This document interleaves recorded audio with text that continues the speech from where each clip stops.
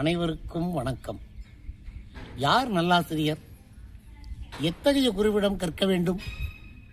குருட்டினை நீக்கும் குருவினை கொல்லார், குருட்டினை நீக்கா குருவினை கொள்வர். குருடும் குருடும் குருட்டாட்டமாடி, குருடும் குருடும் குழிவிழுமாறே. கல்வி அதிகாரி ஒருவர் ஒரு முறை ஒரு பள்ளியை பார்வையிடச் சென்றார். அந்த பள்ளியின் தமிழாசிரியர் கம்பராமாயணம் நடைபெற்றதாக சொல்லி முடித்தவுடன் ஒரு மாணவனை அணைத்து, ஜனகனின் சபையிலே வில்லை உடைத்தது யார் என கேட்டார். அந்த மாணவன் பதறி துடித்து, ஐயையோ, நான் உடைக்கவில்லை ஐயா என்றான். இவர் தமிழாசிரியரை பார்க்க, தமிழாசிரியரோ, அவன் நல்ல பையன், அவன் அவ்வாறெல்லாம் செய்திருக்க மாட்டான், வேறு யாரோதான் இந்த வேலையை பார்த்திருப்பார்கள், நான் நாளை யார் என்று விசாரித்து சொல்லுகிறேன் என்று சொன்னார். உடனே இந்த அதிகாரி செய்வதறியாமல் இருவரையும் தலைமை ஆசிரியர் அறைக்கு அழைத்து வந்து விட்டார். தலைமை ஆசிரியரிடம் நடந்ததெல்லாம் கூறினார். அவர் பொறுமையாக கேட்டுவிட்டு, அந்த வகுப்பு தானே, அந்த வகுப்பில் எப்பொழுது பார்த்தாலும் மாணவர்கள் இதே பிரச்சனை, இதை இவன் உடைத்தான், அதை அவன் உடைத்தான் என்று. சரி விடுங்கள், ஆனால் அந்த உடைக்கவில்லை என்று சொன்னார் பாருங்கள், அவனுடைய தந்தை மிகவும் நல்லவர், நான் எப்படியாவது அவரிடம் சொல்லி புதிதாக வேறு ஒரு வில் வாங்கி வைத்து விட சொல்கிறேன், நீங்கள் கொஞ்சம் அறிக்கையை மட்டும் நல்லபடியாக எழுதிவிட்டு செல்லுங்கள் என்றார். இந்த அதிகாரிக்கு கடுமையான கோபம்.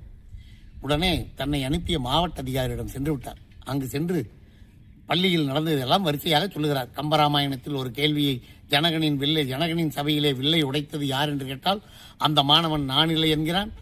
தமிழாசிரியரோ, அவன் நல்ல பையன், உடைத்திருக்க மாட்டான் என்கிறார். தலைமை ஆசிரியரிடம் போனால் அவருடைய தந்தையிடம் சொல்லி புதிய வில் ஒன்று வாங்கி தருகிறேன் என்று சொல்லுகிறார். பள்ளிக்கூடமா இது என்று கோபமாக கேட்டார். மாவட்ட அதிகாரி சொன்னார், ஏய்யா, நீ போன பக்கம் என்ன வேலை போனோமோ அதை பார்த்துட்டு வரமாட்டேயா? எப்ப பாரு இவன் இதை உடைச்சா, அவன் அதை உடைச்சான்னு ஏதாவது புகாரை கொண்டுட்டு வந்துட்டு இருக்கிற. இதனாலதான் கடந்த 10 மாசமா உனக்கு எந்த வேலையுமே கொடுக்காம வச்சிருந்தேன். சரி, பாவம் உன்னை அனுப்பிச்சுட்டா இப்ப போய் ஒரு பொருள் எதையா நல்லபடியா இருக்குது, வரையிலேயே பாதி உடைஞ்சுதான் வருது, அப்புறம் அவங்கள போய் குறை சொன்னா எப்படியா? போ, அந்த பள்ளிக்கூடத்துக்கே போய் அவங்க என்ன சொல்றாங்களோ அதை ஒரு அறிக்கையை எழுதி கொடுத்துட்டு வந்துரு அப்படின்னு சொன்னார். இந்த கதையில் நாம் பார்க்க வேண்டியது, இப்படி ஒரு அமைப்பே இது போல இருந்தால் அங்கு படிக்கின்ற மாணவனின் நிலைமையை எண்ணி பார்க்க வேண்டும். படிப்பு மட்டுமல்ல, எந்த ஒரு செயலையும் செய்யும் போதும் சரியான தலைவன், சரியான குரு, சரியான வழிகாட்டி இருந்தால் மட்டுமே நாம் எண்ணிய இலக்கை சென்றடைய முடியும் என்பதுதான். இதைத்தான் திருமூலர் குருட்டினை நீக்கும் குருவினை கொல்லார், குருட்டினை நீக்கா குருவினை கொள்வர். குருட்டு என்றால் அறியாமை.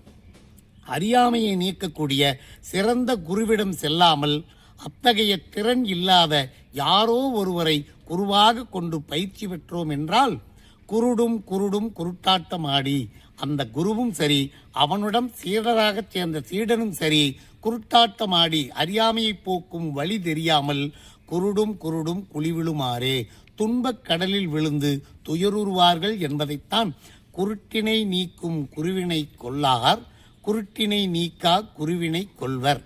குருடும் குருடும் குருட்டாட்டமாடி, குருடும் குருடும் குழிவிழுமாறே என்று பாடல் மூலம் நம்மை சிந்திக்க தூண்டுகிறார். நாம் போகும் பாதையை தீர்மானித்து சரியான குருவுடன் சேர்ந்து வாழ்வில் வெற்றி சூடி வாழ்வாங்கு வாழ்வோமாக. நாளை மீண்டும் ஒரு திருமந்திரத்தோடு சிந்திப்போமா? நன்றி, வணக்கம்.